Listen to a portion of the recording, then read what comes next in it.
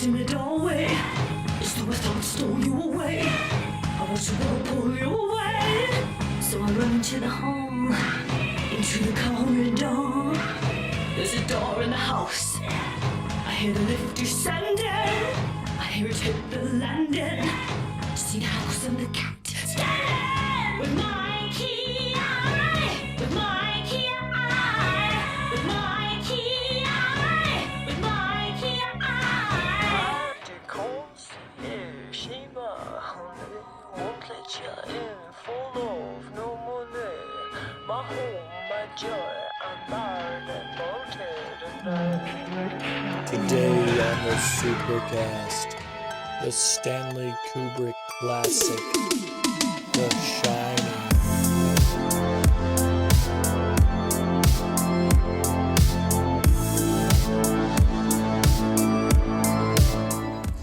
Welcome back to the SuperCaZt, everybody. I'm your host, the Superfosh, the man who put the super in SuperCaZt, and as always, I'm joined by my good buddy and partner, Steve Z, the man who put the Z in SuperCaZt. and man, we are winding down our month-long salute to the horror genre. I think these have been some really good shows. I've really enjoyed talking to you about these films and watching these films, so I think we got a couple good ones. One's not so much a horror thing, but we got a couple good episodes coming up here, and we're going to start it off with The Shining. Yeah, The Shining is a film that I've watched several times. I remember the first time I watched it, I think originally I caught the last like 40 minutes of it on TV, because my dad was like, Yeah. "Oh, this was a scary one." And then I remember getting it on one of my mini 5 for 5 deals, renting it from the video store, and this is my first Stanley Kubrick film too. And I remember just being blown away by just how it was shot and just the atmosphere that it created. And it just became one of those movies that I revisit a lot. It's just like almost every Halloween season I watch this one. And it's one of those that no matter how tired I am, I can just I can put it on and I will just stay awake until like sometimes I finish it at like 3 in the morning or something stupid like that. And then I regret it the next day, but at the time I'm like, oh my gosh, I can't pull my eyes away from the TV. Yeah. What about you? Yeah, this is a film I did not grow up on. I was definitely familiar with it. Of course, Jack Nicholson, who is definitely one of my favorite actors. And I've seen a lot of the behind-the-scenes stuff, and there is a lot of behind-the-scenes stuff that I'm sure we'll probably talk about throughout this. But I probably knew more about the behind-the-scenes stuff than I actually did the movie. But I have watched it a couple of times. My wife actually just got me a Blu-ray copy of this, along with Dr. Sleep, the sequel of this. But we're going to talk about the original. We're going to talk about this film because, this film is fantastic. It's obviously a book written, adapted from the great Stephen King, who I am also a very huge fan of, and directed by a very great director in his own right, and that's Mr. Stanley Kubrick. Touch on them a little bit. Let's go ahead and get actually into this with Stanley Kubrick. Is this your favorite of his films, or how do you rate this film in his repertoire, as it were? Yeah, I mean, I don't think it's his best film, but I think it's really good. I think it's really interesting what got him to do the film, and I guess I'm going to throw this out there. There's going to be some spoilers, guys, come on. so get ready. Yeah, Stanley Kubrick, I think he's one of the most talented film directors ever. His movies are the ones that always leave you thinking long after. Yep. Sometimes it's on purpose. Sometimes it's just an enigma. But for me, 2001 is my favorite, and it's probably always going to be there. It's one of my favorite movies ever. But this one, I think it's neat because it's kind of a return to form for him, because he came out with Barry Lyndon, which is a film that I'm sure somebody's going to come in after me for not watching yet. But it's a 3-hour period piece, and it did terrible at the box office, even though now it's revered as probably his best film, but it bombed. So he was like, crap, I could have done The Exorcist. They offered me that. I'd turned it down. So he's like, well, I guess I'm going to do a horror movie next. So he was researching it. He was trying to figure out which one to do. And the story goes, according to his assistant, that he would just read a few pages, and if it didn't grab him right away, he'd take it and he'd trash it. He'd just throw it on this big sort of waste pile. And then she said at one point she just didn't hear anything get thrown for a while. So she came in and he was engrossed in The Shining. Yeah. And he decided that was being the one he wanted to do. So he really pushed for it. And I guess we'll go ahead and get into it, that he and Stephen King did not see eye to eye about this film. Really? Yeah, do you know anything about that? I don't know something about that. I know I've seen a lot of the making of the film, but I did not know that they disagreed on a lot. I mean, I'm not really surprised necessarily, but I guess that took me off guard for you to say that. Huh. Yeah. So Stephen King, he I guess we should get into the big thing. So Yeah. Stanley Kubrick, he likes the book, but he wanted to change a ton, and he did. He changed. I mean, if you read the book, and this was one thing that I figured out when I read it back in like 7th or 8th grade, it's got so much more. Like, all this crazy stuff happens. I mean, so many adventures. Like, if they made that into a film, it would be 6 hours. It's like ridiculous. So he had to cut out a lot, but he also made it more. Actually, he toned down Jack's alcoholism, made it less about that, and made it more like Jack is going crazy because he's up in these mountains forever. He's up in this hotel forever.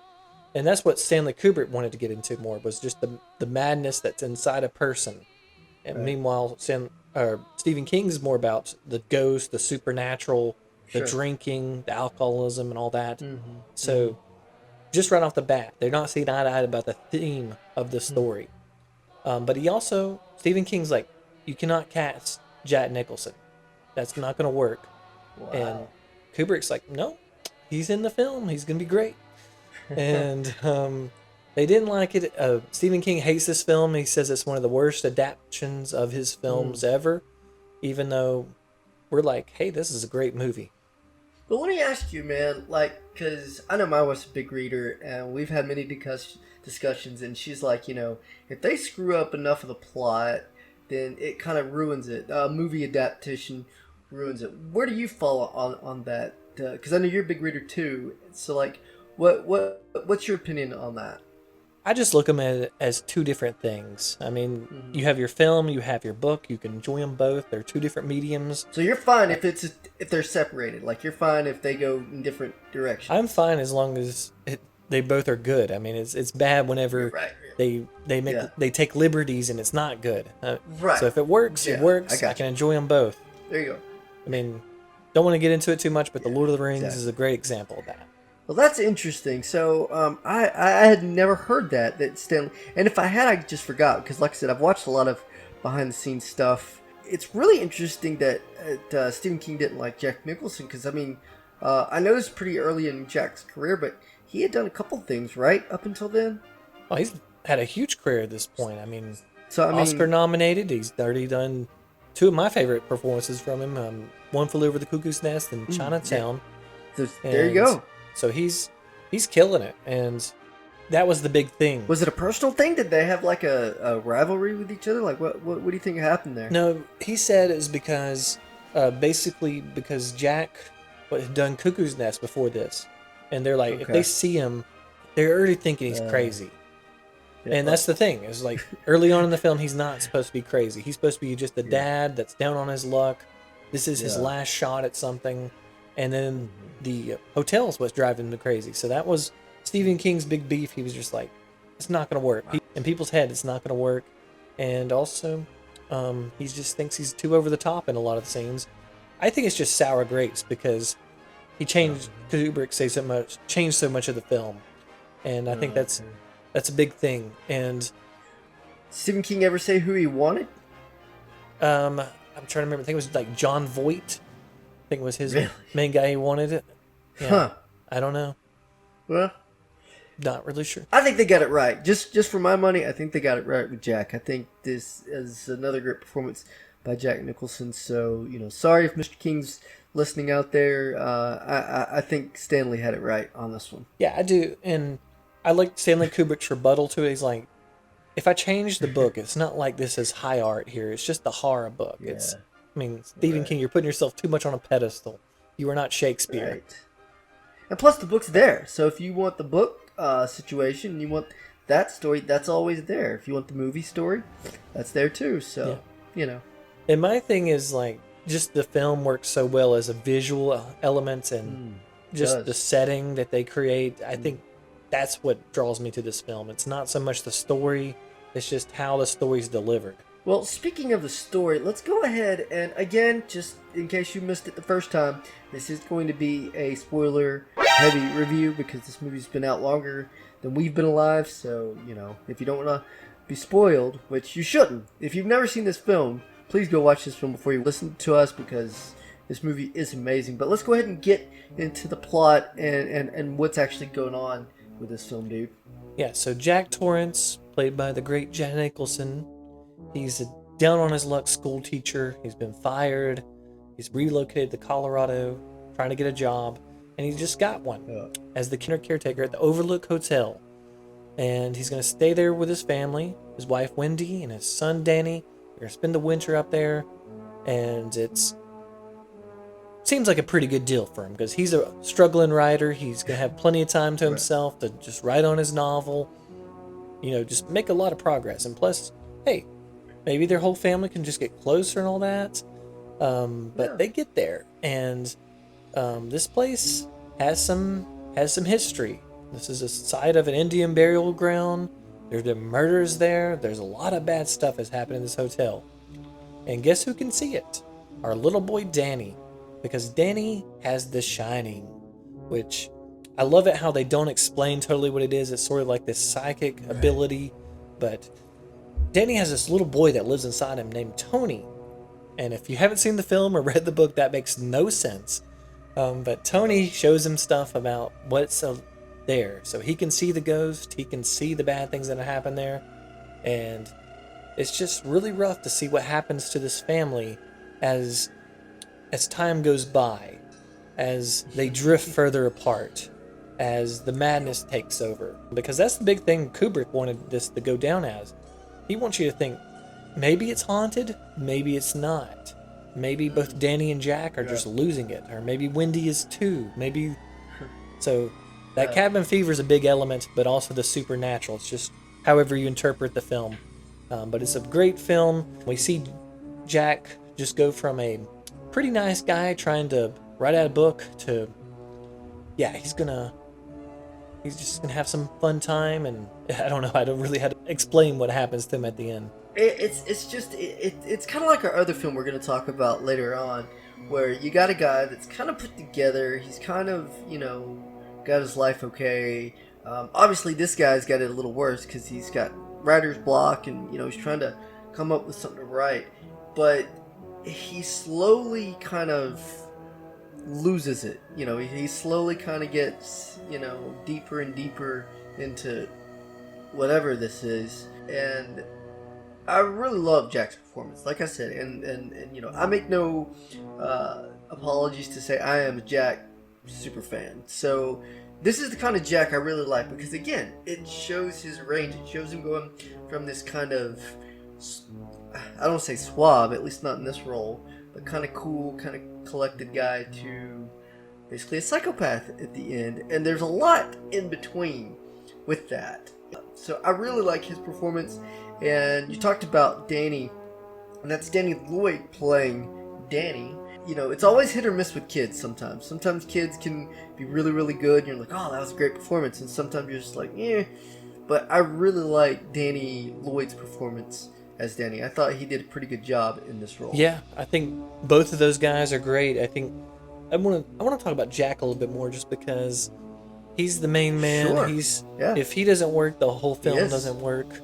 And I just like it because those first few scenes, he's extremely friendly, as in, man, as you are when you're doing like a job interview. And I like how this is actually played out. It feels like a job interview. It feels very real. It does. It doesn't seem rehearsed, even though this is probably the 100th take.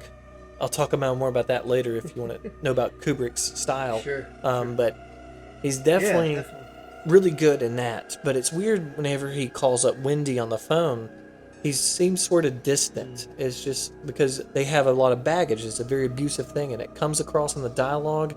It comes across in Jack's performance that he's kind of putting up a front when he's talking to other people, but when he's with his family, he's sort of a different person. And I love it how the film goes on. We see him. Yeah, there are moments where he's probably overdoing it a little bit, but I think it works. I think, especially toward the end when he's really losing it. I think that's some of the best Jack Nicholson craziness we've ever put to film. I think he totally sold himself for this role, and he put it all out there. You know, and you touched on it a minute ago. One thing that surprised me to learn is that Jack really gave a lot of heck to Shelley Duvall, who plays Wendy. Like, offset, behind the scenes kind of thing. Like, she was legit scared of this guy. And it's always frustrated me to hear stuff like that because, again, I've acted and, you hear people that stay in character like Daniel Day-Lewis and on and on. But I don't think I've ever heard of a cast member intentionally, for lack of a better term, screwing with people like that, and really just making it like she had to go to therapy and all this kind of stuff. I heard afterwards. That's more Stanley Kubrick there, though. Oh, really? Okay, that's on him. Yeah, he's the one that put her through hell. Jack, he probably wasn't the best guy. He wasn't her biggest advocate, but the big perpetrator of that is Kubrick, and I guess we'll get into that now because, that's the big elephant in the room about this performance and about this movie. Is Kubrick's style is he wants his actors to not be making choices. He says he doesn't want them to be thinking about what they're doing. He wants them to just be natural. And he says for this to happen, you have to do hundreds and hundreds of takes of the same scene, doing the same dialogue, and a lot of actors, that's hell, because let's say the famous scene with Jack at the bar talking to Lloyd, that shoot started at like 8 in the morning and it ended at 10:30 at night. And just doing that same, like maybe 3 or 4 minutes of the movie over and over and over again. And I love the performances in it. But I can imagine for her in particular, because he's being so mean to her throughout the whole time. And she herself is saying she likes her performance. But at the same time, she had to go to therapy. She was sick. She was losing hair. It was insanely rough. And like that one scene at the end, or toward the end, whenever she's swinging the bat, that is her legitimately freaking out. She is scared for her life in that instant. Sure. And I guess that's what he was going for. He was trying to put her, Jack, Danny, all of them into like a state of just insanity. And I don't know if that's ethical, but it's definitely a great film because of that. So, I mean, it's one of those things where, and obviously we don't condone, abuse, and we don't condone, violence towards people and all that kind of stuff. But the performance is fantastic. So again, if Shelley's listening, Shelley, you did a fantastic job. I'm sorry you got put through what you got put through to get that performance, and I hate that. But it is a fantastic performance, and I really think that maybe it probably did go a little too far. Let's just go ahead and say it probably did go a little too far. I mean, I understand that directors want to kind of spice up the scene and want to kind of bring stuff out and want to kind of do that. And I think you can do that to an extent, even scaring people. I mean, I think that's to an extent, because you know where you're at. You're shooting a horror film. You're going to have to portray being scared. Well, what's the best way to do that? Feeling scared. And for someone to get that out of you to a point, I think is okay. But when you're causing people to have nervous breakdowns and go to therapy, you probably did go a smidge too far. Yeah, and I think the big thing is, like, he violated her trust. I mean, exactly. If it was me in this situation, I'm like, hey, I'm going to put you in some tough situations. Yeah. And I'm not going to be the nicest guy, but trust me, it's going to work. But if you don't have that conversation beforehand and you're just like, oh, why is he just being extra mean towards me and nobody else and all that? It's kind of rough. It is. I saw behind the scenes thing with one of the It movies, one of the new ones with Skarsgård, and they show a scene where he jumps at a kid and, lunges at him, kind of thing, and then they go cut. First thing Skarsgård does, in costume, in character, goes, "You okay?" And the kid's like, "Yeah, I'm fine." So, that was okay. He's trying to scare the kid for the film, for the scene's sake, but then once they say cut, he's like, okay, yeah, you good? You gotta do that. You gotta not just be a complete a-hole, just for the sake of trying to get some performance and not go, hey, are you alright? I know we pushed you a little bit. I know that was probably a little terrifying there for a second, but are you okay? If they'd have done that, I'm cool with it. Take it as far as you can, as long as you say, hey, this is just a movie. We're just, trying to get the scene and let's move on. But don't, for heaven's sake, put people through hell and think, oh, it's just for the sake of film and not ever say anything about it or not ever, apologize. So I have a problem with that to an extent for sure. But, I mean, it's just who Stanley Kubrick is. He's a weird guy. He's an artist. I mean, he had these sets, like basically like dollhouses built to the sets, right. And he would do like the lighting on there so that when they got to the set, they could just light the scene just how they wanted it.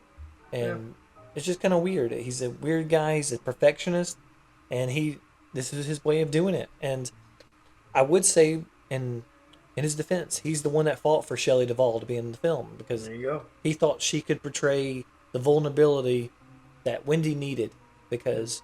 You look at her; she's just a little wisp. She looks very weak, and that's why it's really cool to see her toward the end of the film. She's fighting for her and Danny's lives, and that's pretty cool.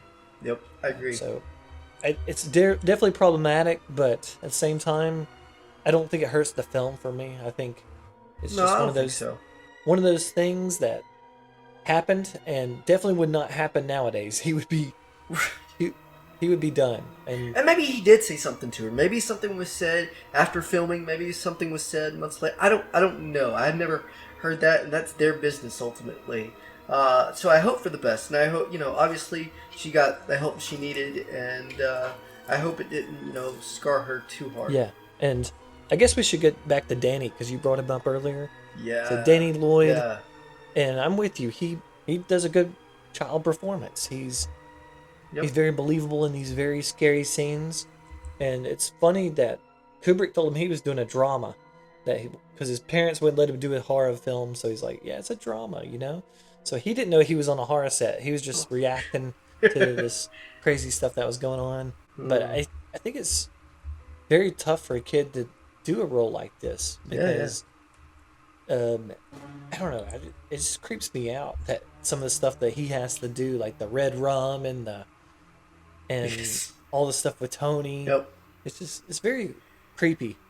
Especially from a kid's standpoint. I mean, yeah, you can tell them all day long, this is just pretend, this is just made up.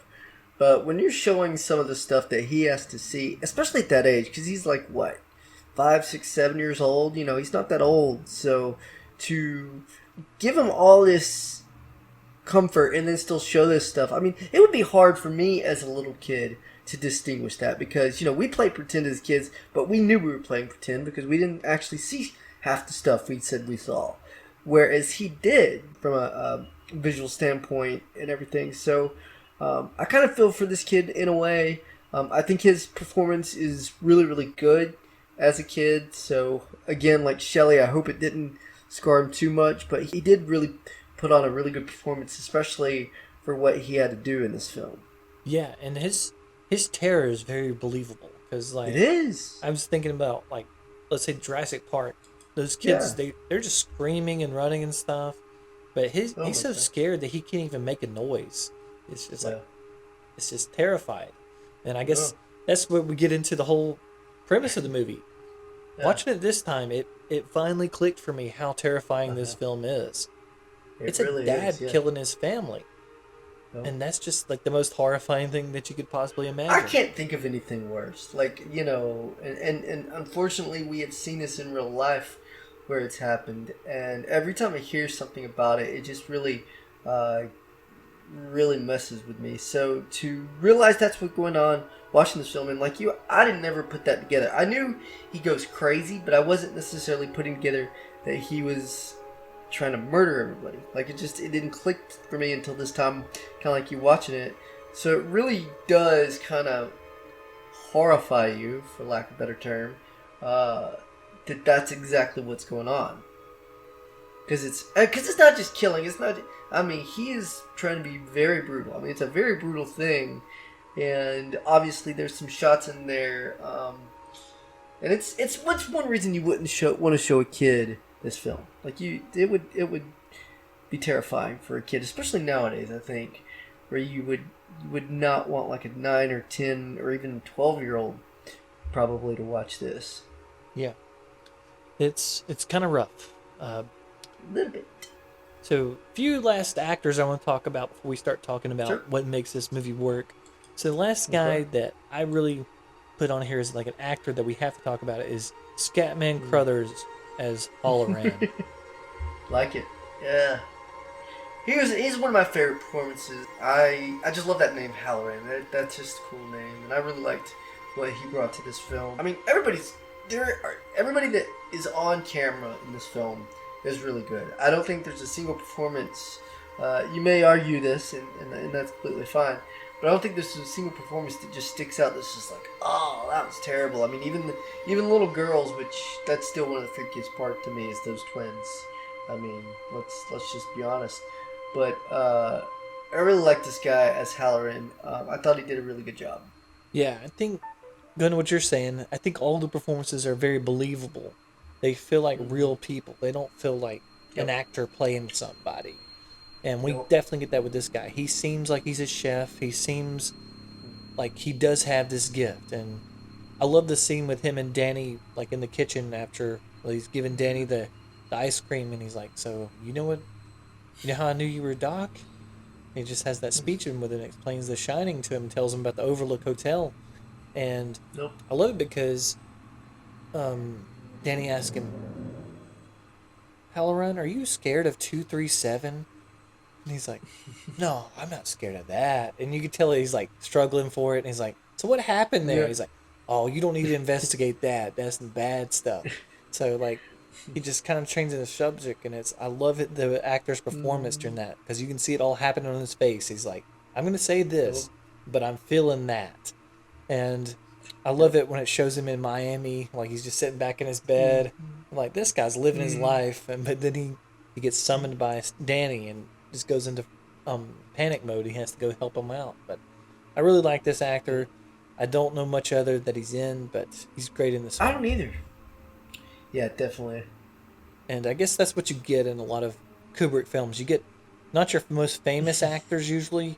Obviously, Jack Nicholson's a big-time headliner. But mostly you're getting like character actors. And that's why I didn't put the actors' names down, but the guys that played Lloyd and Grady, those are actually the only actors that he ever recast in movies. So he thought they were perfect for these roles. And they were. Yeah. And especially, I guess we'll get into it. So to me, this whole film shifts in that one scene with Lloyd and Jack, where Jack's sitting at the bar, and because this is the first time Jack has acknowledged any of these entities or whatever. Because we've seen the girls, like you said, we've seen some images and stuff, but this to me, I don't know. At this point on, I can't stop watching the film. It's like I'm sucked in.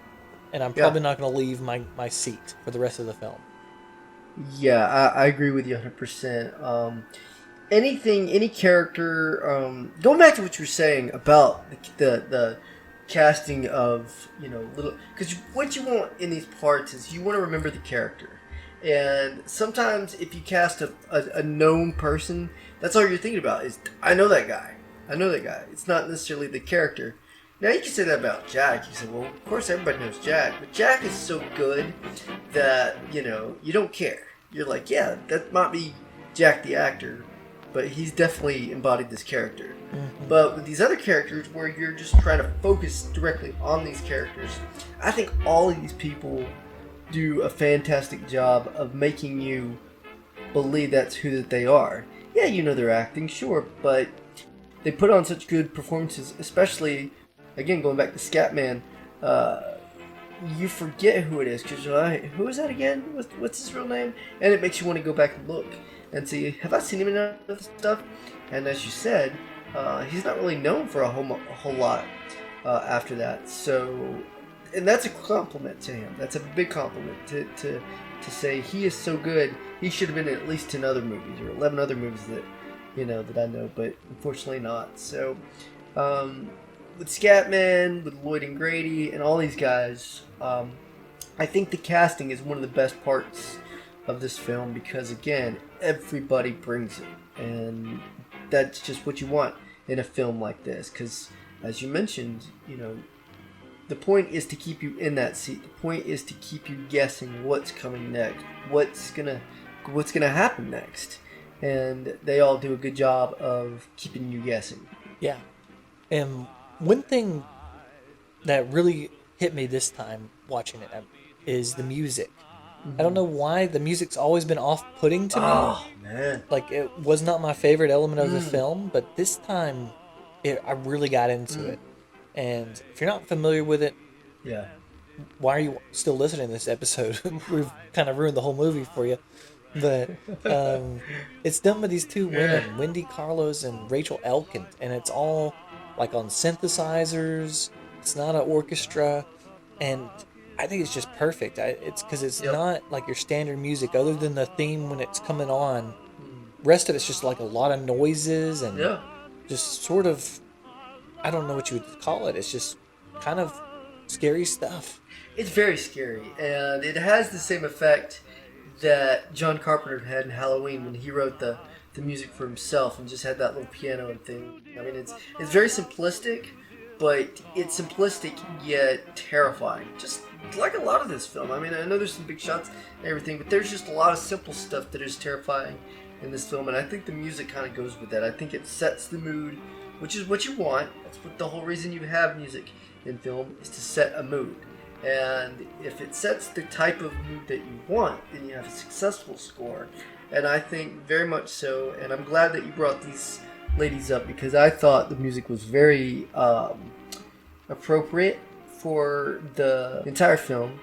And I thought the instrumentation, I thought what they used to play the music. Because you could have a lot of stuff. You could go in the John Williams big orchestra, but I don't think this movie really called for that. So I think what they did to kind of strip things down a little bit and just have a few instruments here, a few instruments there, I think was the right call for a movie of this genre.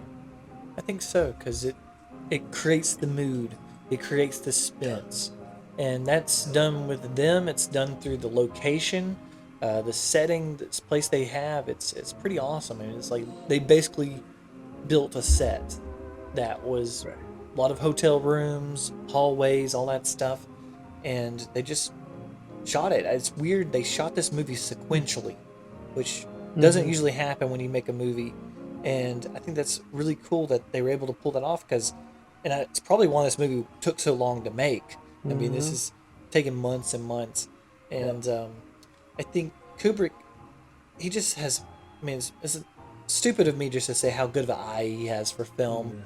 I think it just, all of his shots, you could just take any frame and just, I'm just going to take a picture of this and put that up on a wall. It's a piece of art. It just looks beautiful. Yeah, and that's one of the things, other than the sound and the music, that I really enjoy is the way things are shot. Like, I really notice that now. Maybe not so much when I'm in my younger days, I didn't care as much, but especially nowadays, my 30s, just the look of something is just so important to me and really helps with the overall tone of what's trying to be portrayed here. And I think that that's something that, as you walk away from a film like that, that's something that you remember. You remember certain shots. You remember how things looked. And that's a testament to the cinematographer. That's a testament to Kubrick and everybody that really framed the picture. Because I think that's an important part of the story, especially with something like this. All right, so here's the big thing. So it's a horror film. It's suspenseful. Okay. Yeah. What makes it that for you? What makes it scary? How does he pull this off?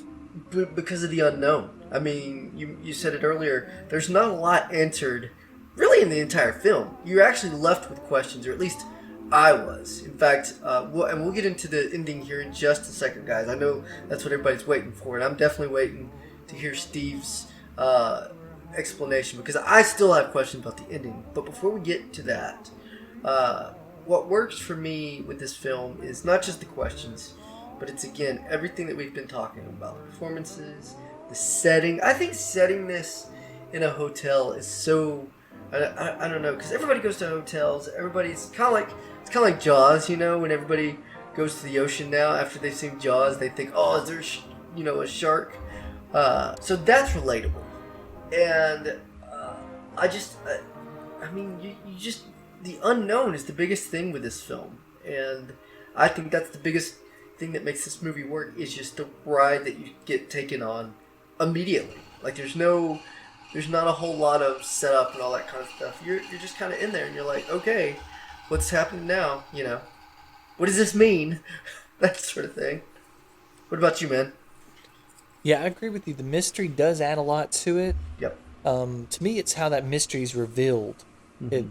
Because you're getting breadcrumbs throughout the whole thing. Like, little by little, you're getting little snippets. Like, I think this film is great at foreshadowing. Yeah. Because just in the interview, he talks about, we got to tell you about something unfortunate happened. This guy went up there, we hired him, he killed his family. Yep. And then Jack's just like, I won't do that. That's crazy. And the same, like, going with that scene, we have Danny asking Tony about the Overlook Hotel, what it's like. So he gets to see it. He sees the blood coming out of the elevator and all that. And from there, we just get more and more of these little breadcrumbs, this foreshadowing that something bad's going to happen. And it's really up until that, whenever Danny goes into 237, is when it hits the fan, whenever it starts happening for real. And the whole first hour of the movie before that is just kind of like, this is just all background information. We're just getting soon. Yep. We're getting you into this, Yep. like, get to know these characters, get to know the setting, just kind of suck you in. And then once that scary stuff starts happening, it's just like, what's happening at this point? Like, when Jack goes into 237, like, what is that? Yeah, that scene is just insane. Yep. And what happens to Jack, just the fact that, I don't know, there's just so many mysteries, like you're saying, like, what causes him to see these things. But yeah, the gold ball scene, all that stuff. I mean, he's in there with a bunch of ghosts, we're assuming, or we don't know. Like you said, the mystery's never really spelled out for us. And that's what makes the film great, is because people watch it, they have different interpretations. Some of them are kind of crazy. Well, I guess we'll finish up with that, but I don't want to get there yet. But just the whole setting, the whole feel of everything, it just sucks you in, and before you know it, it's on you, and it's very scary. And, you know, as much as we can talk about a lot of this film and the behind-the-scenes stuff and, you know, everything that we've pretty much covered, I think all of that aside, I think what Stanley wanted to do, I think he accomplished with this film. I think this movie is scary, yes.